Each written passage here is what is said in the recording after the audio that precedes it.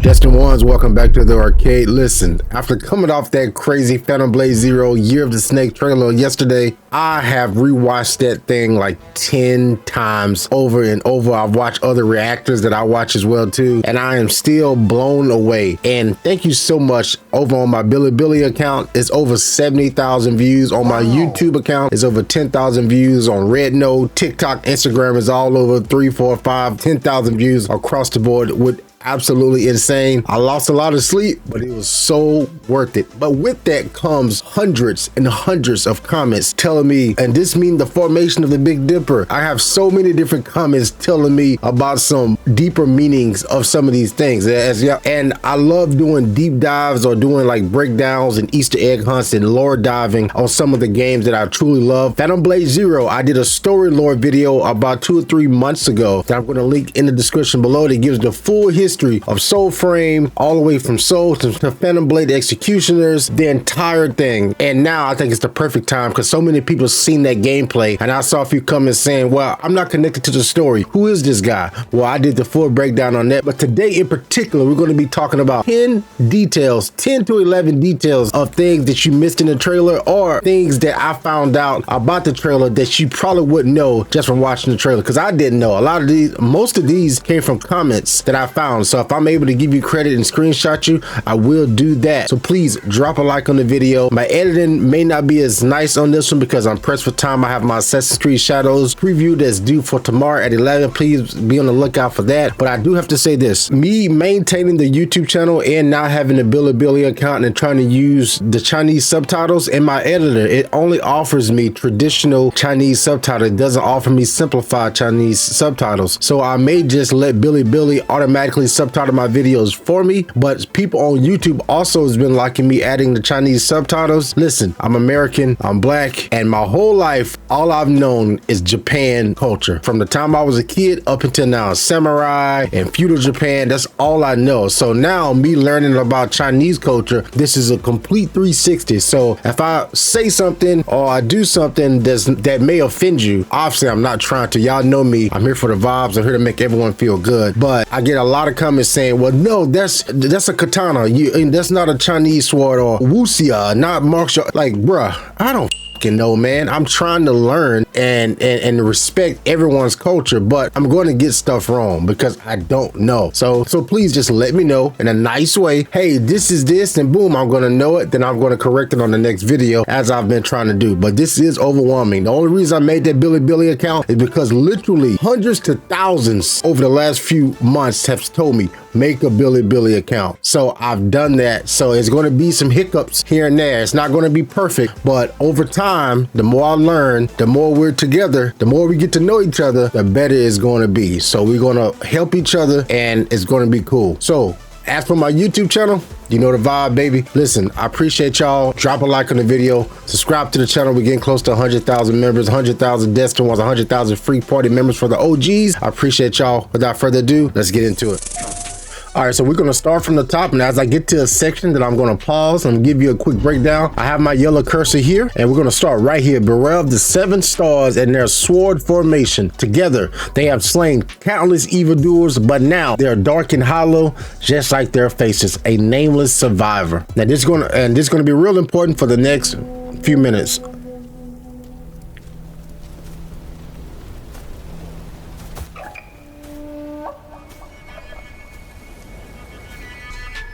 S game. By the way, that's pronounced S game. I'm joking. It's S game.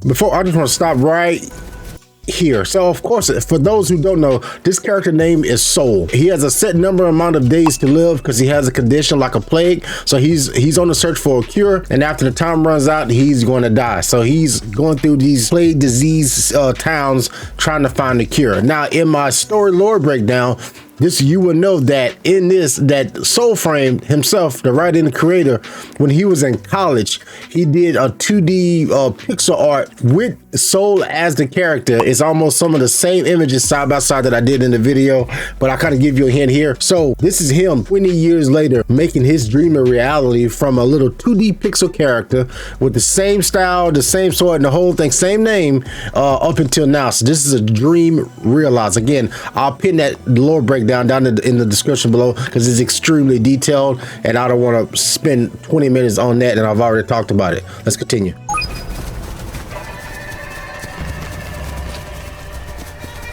So right here,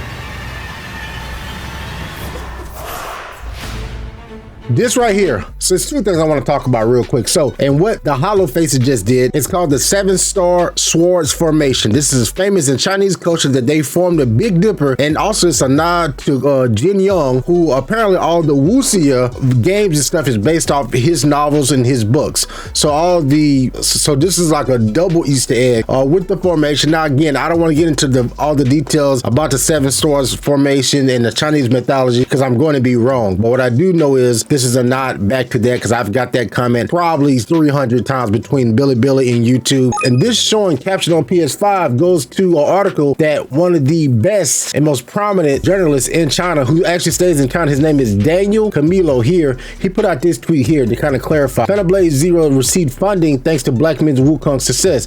According to two different sources who work in the development of S Game Studio that I talked to directly, this is the case. And finally, I emphasize allegedly, the studio have even had to turn down investors after Wukong release. And finally, and I emphasize allegedly, the studio even had to turn down investors after Wukong released, as so many came rushing to join this new wave of AAA Chinese development hype. So if anyone is interested, let me know more. Again, this is Daniel Camilo. He actually stays in China. I've been following him for a while. Great news, great gaming. If you want to know all about what's going on in China when it comes to gaming news, give him a follow over here on Twitter as well. So I'm gonna let this play as they fight. Now, of course, the main attraction, as you see here, but you also have to wonder, who is the fight choreographer? Who is the person in the motion cap suit getting all this action? This is a very famous choreographer by the name of Kenji Tanigaka. Sorry if I said, you know how I talk. So if you look at his track record, he's done some of the coldest action films that you've ever seen in your life. Just an absolute savage. So with a resume like that, you can quite understand why this looks so damn saucy. This looks like a lot of the kung fu and Chinese movies I used to watch as a kid here in America. So I know in Chinese culture, these are like some of the old action films that your parents used to watch. So now we're able to get to play this as fluid and as fast in real time. So it's no secret that Soul Firm took a lot of inspiration from some of his favorite games of all time. Games like Ninja Gaiden, games like Devil May Cry, Sekiro. In particular, the boss fight is going to come up, the second half of this boss fight is going to come up here just shortly. Metal Gear Rising Revengeance. Metal Gear Rising Revengeance, which I actually never played. But it was also one game that a lot of y'all probably do not remember, but it's a game that I rented back on a PlayStation 2. And the only reason I knew it was a move that he hit right here towards the end was like this circle move, but it was actually my first Chinese game. That's probably going to be the first time a lot of you heard about it. The name of that game is Bujingai, the Forsaken City. Take a look at it.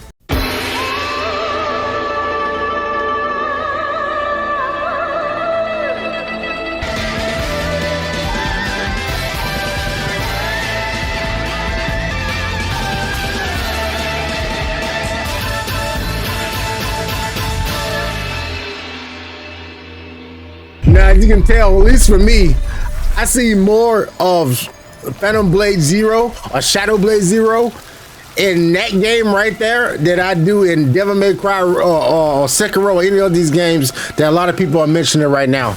Now, we're gonna keep going here.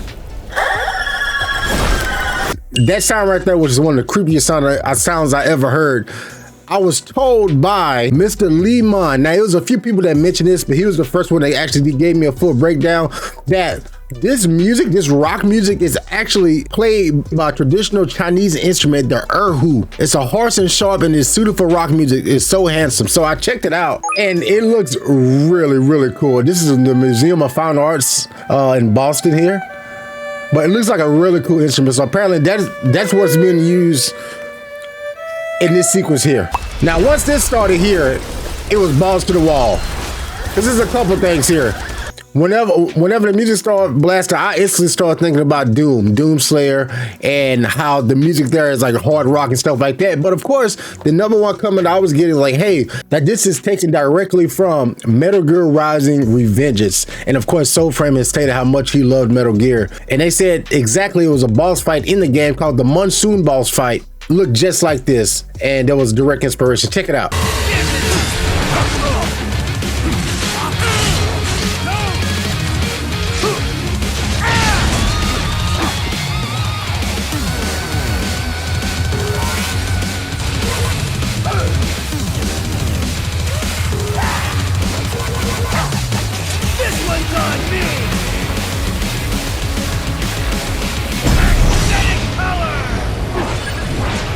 So once I watched that, I went, oh shit, that makes sense. Again, I've never played that. I got it wish listed now. We'll talk about that later, but I don't know what I was doing around this time. But I didn't play that one. And now, of course, with the music, the fighting style, and I was like, oh yeah, bravo, man. Paying homage to other games that inspired you now that you're making your own games, I think it's freaking awesome, man. I think it's freaking awesome. Let's continue. So as this fight's going on, and something I wanted to note earlier, when Soulframe was talking about that he didn't enjoy the combat of a Souls-like game, as another reason is those games punish you whenever you want, punish you for your stamina bar.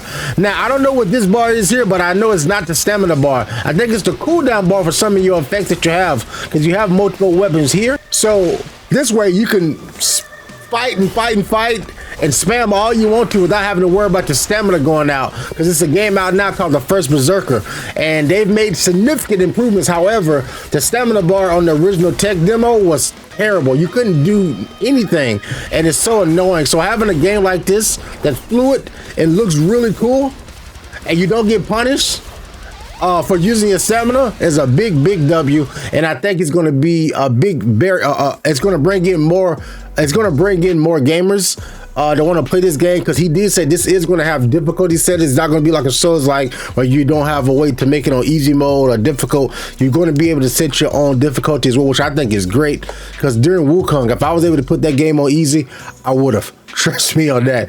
But anyway, that's another cool note there. So as this fight continues, so going back to the Forsaken City game, that's the exact move that I was referencing earlier. I'm not sure if I lined it up, but that's the move that when I saw it the 17th time that I watched the trailer, it's like a memory went back in my brain, and I remembered that game. And again, just paying homage, man, and bringing back some of the older games that don't get a lot of love right now, that may not get the love that they deserve. And oh my God, bro. Boom. And again, this is on the PlayStation 5, so they also said that they're going to use the full capabilities of the DualShock controller. So all the vibrations and the parrying, you're going to be able to feel that 1,000,000%. Oh, can't wait. Now coming up here, so this goes fluid right into the cutscene. This may be a QTE. And that move there too, I'm sure I showed it in the trailer during the editing. He does the swoop around there, that move. Of course, again, that's a move that I've seen. It's been living rent-free in my head ever since I watched the trailer. I've watched it like 3 or 4 times. I just take it sick. Now this here, weapon number 13, Soft Snake, for that. Again, they did state that it's going to be it should be well over, I think it said 30 to 50 weapons in the game total. I know they said 30 right now, but I think it said up to 50 different weapons. Now, this is the Soft Snake Sword. Wow, that's a word. The importance of the dual snake swords, the Year of the Snake, which ends February 16, 2026, and the Chinese swords, like here, that actually wobble when you swing them. Now, again, I've been used seeing katanas my entire life. I had no idea that the Chinese sword was actually like a looser sword that wobbles versus a katana that's more like fluid and straight. So I didn't know about that. So seeing that representation of the sword actually moving is great. But again, going back to the dual snake swords, so they're saying that this game is going to be released during the Year of the Snake, which ends February, which would make us have a January, potentially early February release date of next year, all Chinese New Year next year. Let me know what you think about that. And lastly, the release date will be announced in 2025. Now, it's been heavy speculation that, hey, this game is not going to get released in 2025. It's going to get released in 2026. I personally think it's going to get released in 2026. However, I did notice one thing last night. Jeff Keighley last night tweeted out the Phantom Blade Zero trailer late last night. Him and the Game Awards account as well too. They're going to be at Summer Game Fest again, and I think during Summer Game Fest we're going to get another trailer. We're going to get a release date trailer, and I think that release date is going to be for spring 2026. If not at Summer Game Fest, then 100% at Gamescom, and if we don't get none at Gamescom, then it's damn sure it's going to be at the Game Awards. But I don't think it's going to go that far.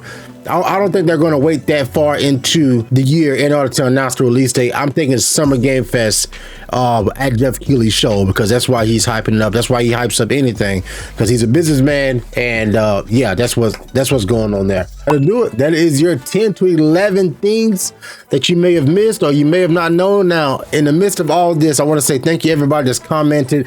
Of course, I can't reply to everybody, especially with the two. I was barely able to do it on YouTube alone, but now with YouTube and Billy, it is a lot. I mean, a lot, between trying to translate from Mandarin, then looking at English. I mean, it's become quite overwhelming, and I'm definitely going to take me a break after this Assassin's Creed Shadows preview I have tomorrow for about 4 or 5 days. Maybe not that long, but I'll definitely need a break to kind of take a breath and get ready for the weeks to come. We got some more surprises in store.